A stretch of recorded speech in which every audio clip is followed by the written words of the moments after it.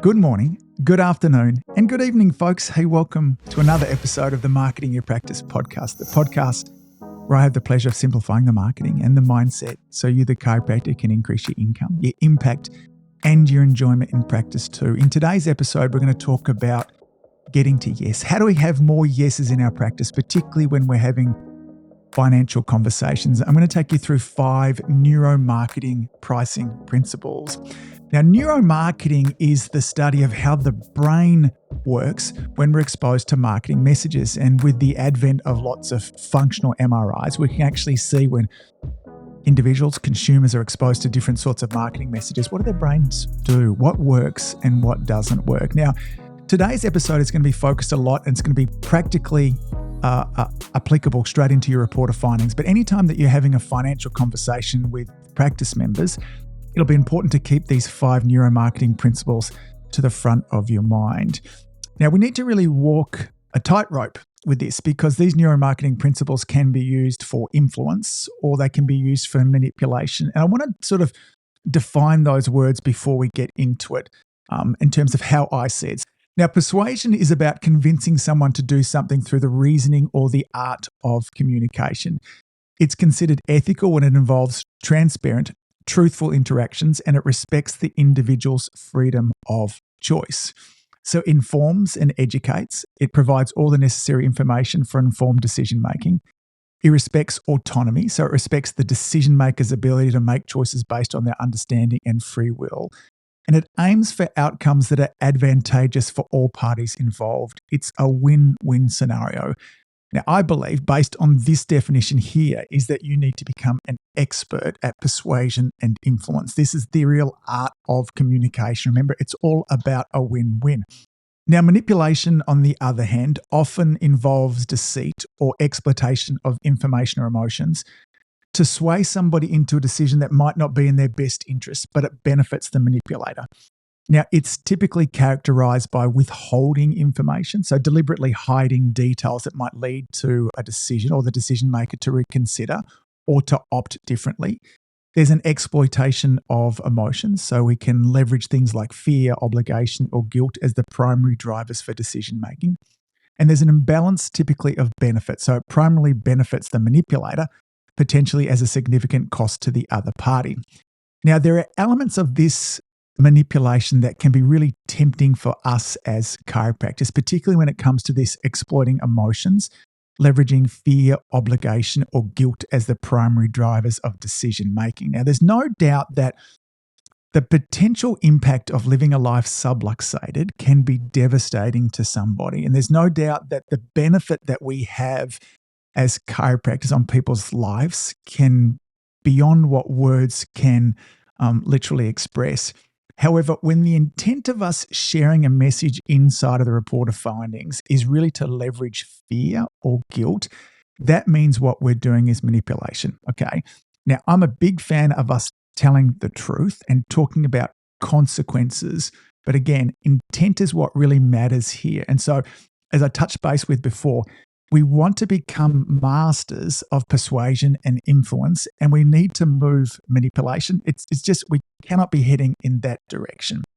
So I'm going to share with you 5 different pricing principles that neuromarketing has studied in great detail, and we can use these to ethically have more of our practice members saying yes. So again, really useful for us in the reporter findings, re-exams. Anytime there's a financial decision being made, we want to make sure that we're pulling these levers. Now, this first one I'm going to talk about, I touched base just recently, and this is choice overload, okay?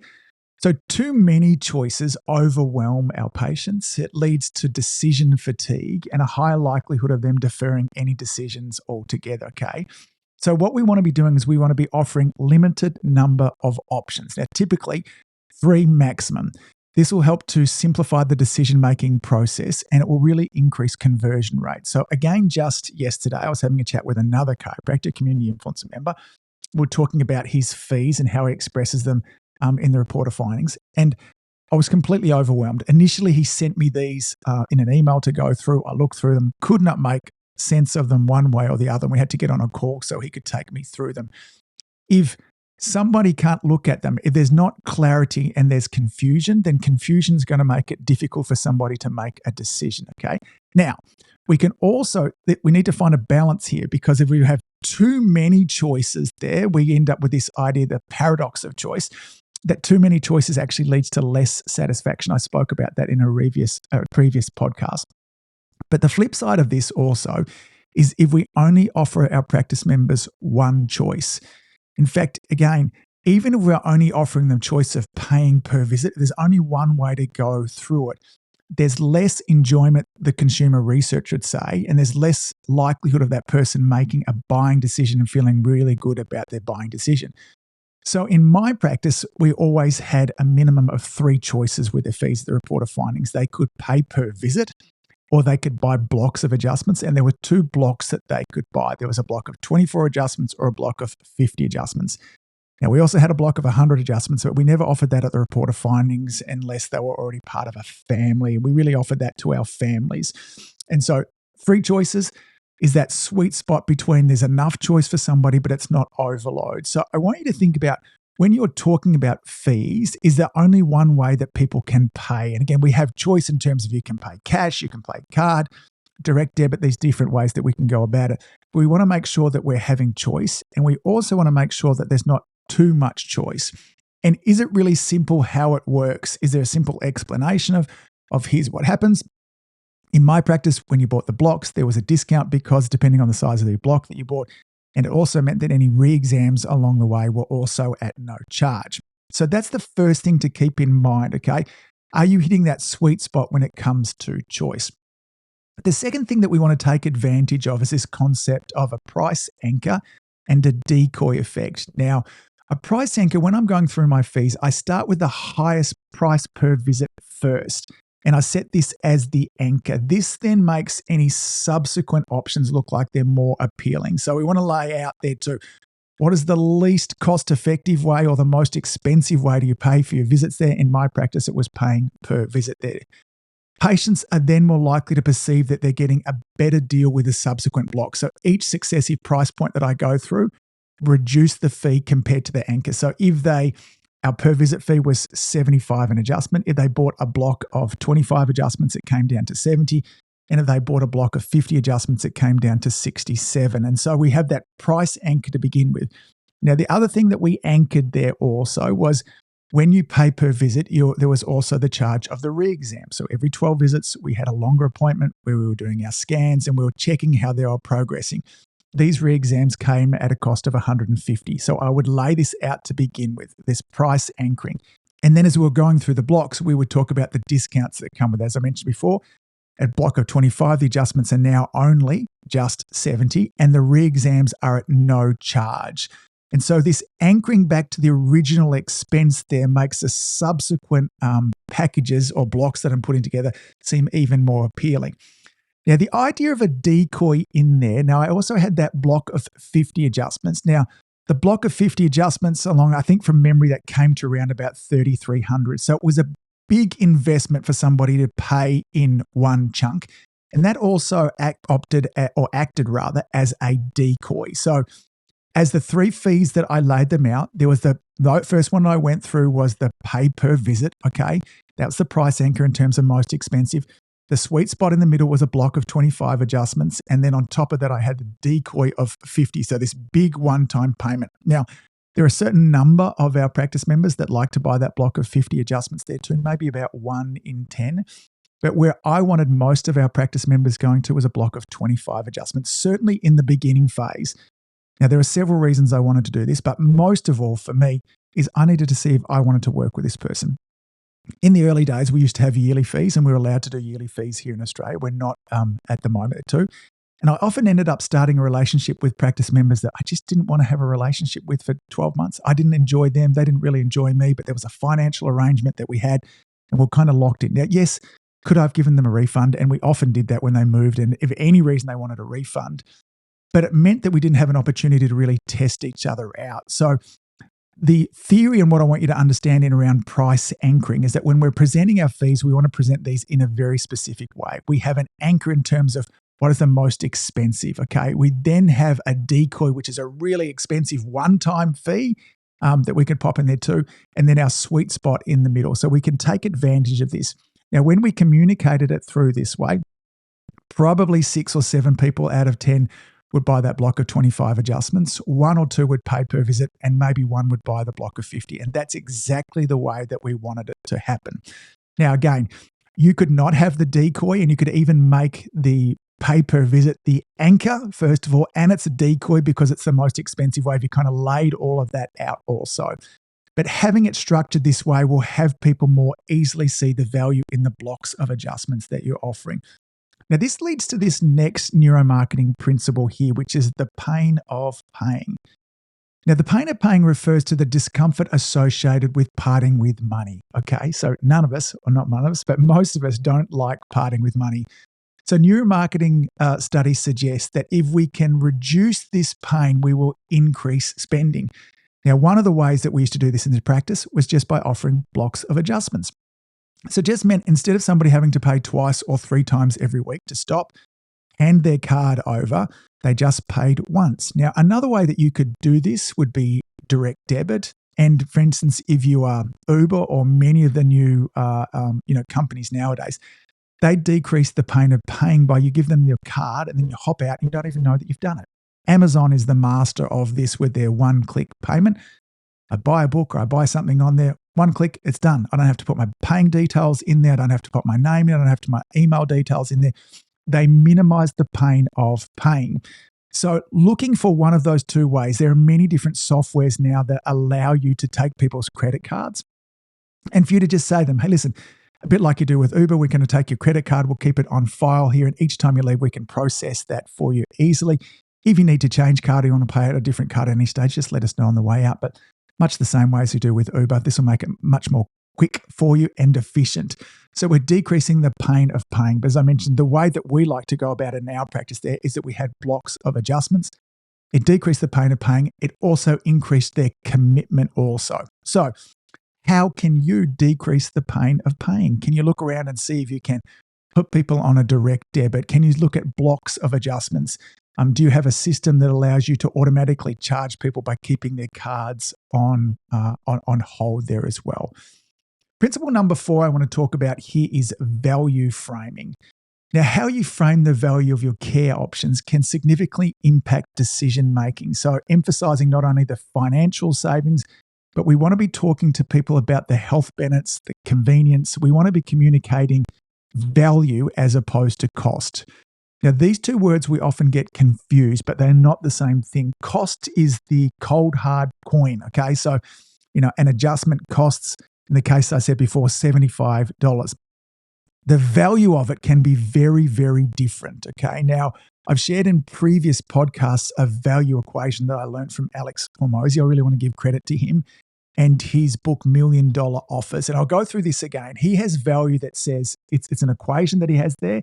On the top part of the equation is dream outcome. What problem are you solving? This is why it's really important that we understand the emotional impact going in behind it. So we might have a woman, Jenny, who comes in to see us who has headaches, and the headaches are having a huge impact on her at work. So she's falling behind. She's finding it difficult when she gets home from work at the end of the day to manage the family. She's not getting to the gym anymore also. So she's behind at work, behind with the family, and she doesn't have her stress relief from the gym. Now, if I want my adjustments to be more valuable, I want to communicate the impact that they have not only just on her headaches, but I want to talk to her about getting back to the gym, getting back on top of things at work, and making sure that she's coping at home. This increases the perceived value of my care.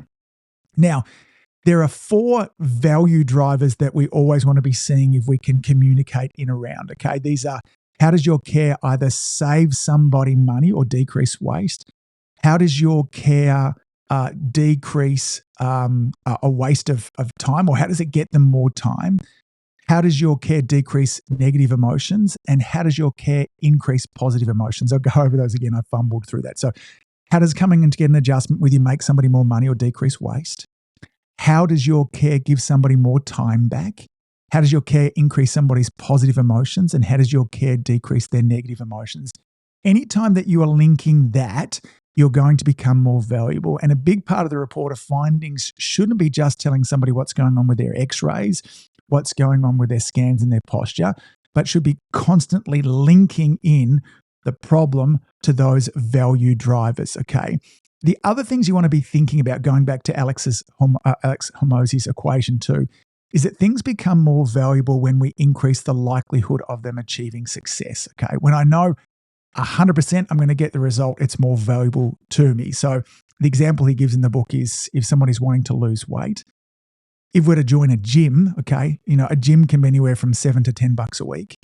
But the likelihood of me getting long-term results, so that we all know, they're not great. Maybe I want to get a personal trainer. We know the chance of me actually getting results with a personal trainer is going to be higher, which is why I pay more.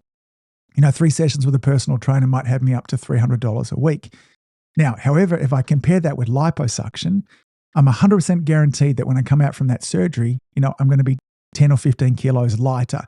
That's why it's $10,000 or $15,000, because the likelihood of success is virtually 100%. Now, how do we go about sharing and communicating this? We can do this with testimonials. In the early days when I was allowed to do this, when we had new patients come into the practice while they were waiting before they came and saw me, we literally handed them a folder full of testimonials. We do the same thing on the report of findings visit. So we wanted to let them know, one, social proof, but we increased the likelihood of results because they saw other people getting results. On the bottom part of Alex's equation there too, he says we want to minimize time delay. So we always, I find that there's an interesting kind of conundrum that we come to, because sometimes we won't want to recommend someone to come in 3 times a week because how financially will they deal with that, and is that too much? Yet we need to keep this in balance with one of the things of value is how do we get somebody to the result as quickly as possible? And when we don't give them the best recommendations and we recommend twice instead of 3 or 1 instead of 2 there, we extend the time frame that it takes them to get the result, and that makes it less valuable for them. So you want to do everything within your skills to decrease the time frame for somebody getting the results. And when you can't be doing that, what you should be doing is everything within your skills, communication, and practically that you're showing progress. This is important. A progress reports regularly every 12 visits. But I always like to show some form of progress on a visit-to-visit basis, particularly during those first 24 visits. Improvement of leg length. Remember, it used to be tender here and it's not here. Here's the changes in posture. Notice improvement in this range of motion. I wanted to be showing people that there was progress happening, okay? And then the final thing that we want to do is want to make sure that it's a lovely experience for them, okay? So when it's a nice experience when they come to practice, they don't have to wait. Lovely front desk staff, maybe great snacks. Maybe I get a coffee, I get some filtered water. It's a nice clean environment there too. These are all things that make your care more valuable. And so instead of communicating the cost, the $75 an adjustment, what you want to be constantly doing is linking it to the value. That's where some mastery needs to be. Now, the final neuromarketing principle is social proof. Integrating elements of social proof can strongly influence decisions. This leverages the brain's natural tendency to mimic the actions of others when they're assumed to be correct or beneficial. So we see this in practice all the time. If you're traveling and in a foreign town and you're looking for somewhere to go and eat, we don't go to the restaurant that has no people in it. And there's some logic for why we might want to do that. It's probably the most efficient, fastest way for us to get served. Instead, what we do is we go to the one that has all the people in it because our brain assumes that if there's lots of people in there, the food is probably good. Now, there's several ways that we can show social proof. I talked about testimonials beforehand, but when I was presenting my fees, this would be the way that I would go through it. So I would say, Jenny, the example I mentioned beforehand, Jenny, there's 2 ways that you can look after your care. You can pay per visit, or what most of our patients do is they buy blocks of adjustments. So that's social proof, okay? 2 ways you can look after your care. You can pay per visit, or what most of our patients do is they buy blocks of adjustments. Let me explain. The adjustments are just $75 per visit. Every 12 visits, we're going to conduct a comprehensive re-exam to monitor your progress. These are priced at $150. This is part of ensuring that we're always aligned with your health goals. Now, as I mentioned before, most of our patients, however, find value in opting for blocks of adjustments. And so I've just gone through with repetition there, and I'm saying this is what most of our patients do. This is what most of our patients do. And these subtle things, when layered with several other of the neuromarketing principles we talked about before, can really lead to more people saying yes. Now, I liked people buying blocks for several reasons. One, it saved them time, it saved them cash there. But most of all, the other thing that I would say to them is it just gets the care out of the way and we can focus on getting rid of your headaches, getting you back to the gym, getting on top of things at work and at home also. However, Jenny, whatever works with you is fine for us. Just let Mackenzie know at the front desk. So I wasn't going to go into any hard sales tactics. I really didn't mind if Jenny wanted to pay per visit because that's what worked best with her budget. No problems. I was going to earn more from it, okay? There was less convenience for her and the likelihood of her staying on as long. My data showed that her retention wasn't as good. Not always, okay? I had plenty of patients stay with me forever, the whole 20 years I was there, and they paid per visit all of the time. But I wanted to make it as simple as possible. So let's go back through a quick summary of each of these 5 neuromarketing principles. But before we do that, let's revisit this idea of persuasion and influence versus manipulation. I think we can put it down to this. In persuasion and influence, the outcome is win-win. This is not only great for you, but it's great for the patient. And I think we set up a really great business when it's better for the patient, okay? When it's better for them than it is for you, then you're never going to worry about people coming back to you. You'll always have a great internal referrals. You'll always have new patients coming your way. Manipulation is more about you than it is about the patient. Now, you might justify it that chiropractic is good for them. So we use these high set pressure, sales tactics and things like that too, but they're just not necessary, folks. I promise you that from personal experience in my own practice for 25 years and now with having worked with hundreds of members inside of Community Influencer. The neuromarketing principles we want to take advantage of to make sure that we get more yeses is first thinking about choice. First of all, that we're not going into choice overload by having too many confusing options for how people pay, okay? So I see this in practice. There's a pensioner rate, there's a student rate, there's a family rate, there's a prepaid rate, there's a monthly rate. There's all these different options there, and it just gets too confusing for people. Now, again, I also want to bring you back to the consumer research that shows if we only have one choice, that's also going to more likely have people head to buyer's remorse. We want choice in our decision making, okay? So at least 2 and ideally 3 choices. Can you start to use the idea of a price anchor and a decoy effect? Okay, remember the price anchoring is we want to go over what is the most expensive way they can pay in my situation. If you pay per visit, here's what it lays out to, okay? And the decoy, I'm going to have one big option in there that some people are going to choose because some people always want to do that, okay? And then we communicate. We go the price anchor first, then the option that we really want them to choose as option 2, and then finally we have a decoy there as option 3. Number 3, our neuromarketing pricing principles all around the pay of paying. How do you make it easier for people to pay? We chose to have blocks of adjustments, but what lots of chiropractors are doing now, and I love this as an idea, is they're just taking credit cards, they're holding those details on there, and people can just effortlessly check out without having to stop at the front desk. Another thing to think about with regards to this, and this is something I learned at a seminar recently that one of the speakers was talking about, is also think back that when somebody in their early days is coming to see you 2 or 3 times a week, so over a month, there might be somewhere between 8 and 12 visits.